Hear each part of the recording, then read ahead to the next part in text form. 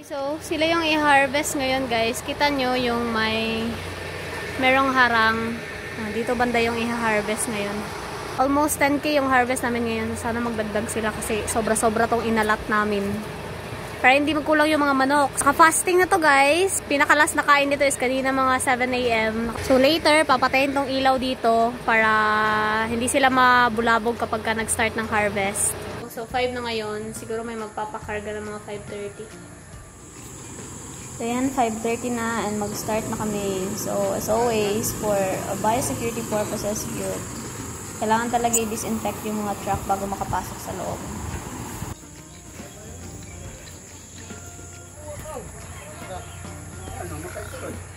Bernard, pilihan nyo lang si Tessa. Wala pang text eh. 1.6. 1,000 po muna, 1,000. Wala nga. Malaki. 40. 40.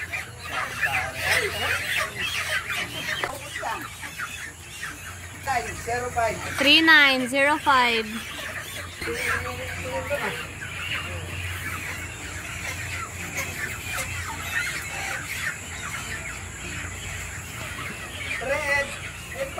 $3885.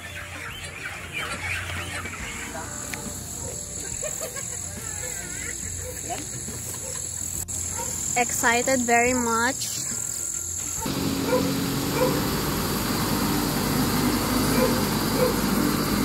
Annyeong sa mga baby. 3820. Kaya mo na mga person.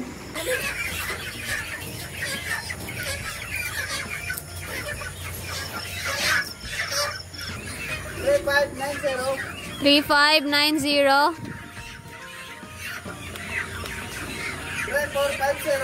3450.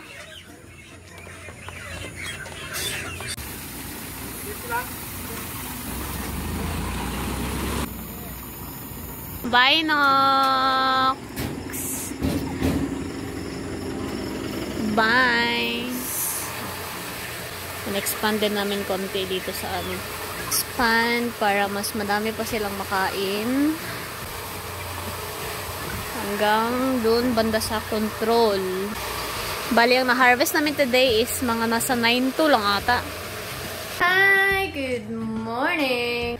Day 2 ngayon ng harvest. Ito pa rin ako sa control, yes. Ganun ako hardworking na person. Oh my gosh! Saan tayo dadaan, Beshi? Wala tayong madadaanan. So, meron pa rin dito sa loob 9 continuous. Since madami pa naman ang manok, guys, kaya hindi pa rin tayo nagbabawas ng hindi pa din nagbabawas ng hangin. Maliban na lang sa gabi. Here! So, kanina pala, tinanong na namin itong mga ipot para tinanggalan namin ng slot. Walang langaw, diba? Meron pala. It's a prank. Meron isa. Meron ako isa nakita. And ito yung ginawa namin, ito yung ginawa nila ngayon. Hindi ako kasama. Dati tumutulong ako dito eh. Ngayon hindi na guys. Sa Sibula lang talaga tayo magaling. So ayan. So yung next namin i-harvest mamaya is yung doon naman banda sa likod. Ayun, naka-fasting na yun ulit. Check niyo yung mga manok.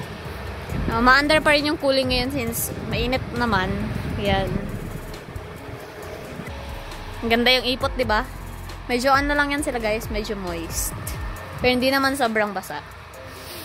Siyempre, kanina, before namin binaklas yung mga slot, to make sure talaga na, is nag-spray muna kami. Spray muna dun sa part na walang yung ipot. Para, siyempre, kung meron mong langaw dun, diba? At least, mapatay muna namin yung langaw bago Ayun. 32.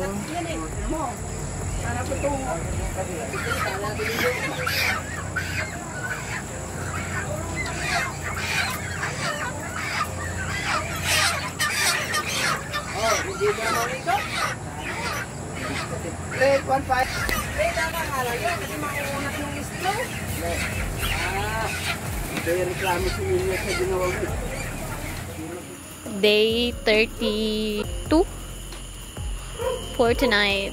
Last truck.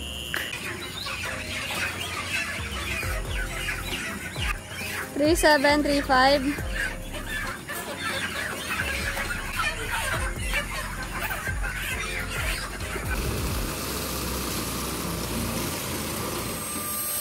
Hi, day 33 today. Wala na kaming chicken dito sa harap, guys. And bago namin to baklasin, spray muna namin ng gamot since meron mga langaw konti.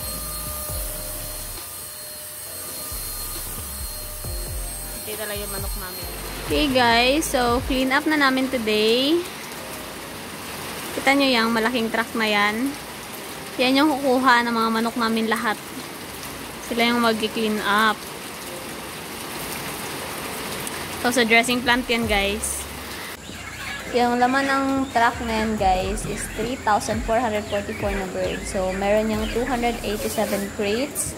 And per crates is 12 na manok yung nalalagay. Yung iba guys, yung crates is pinapasok nila sa loob ng building para doon na ilalagay mismo yung mga manok.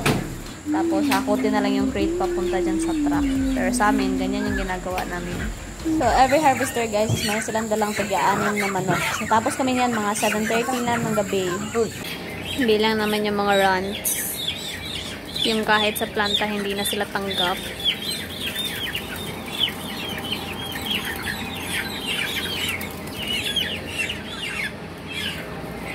We're done. Check natin dito sa likod guys.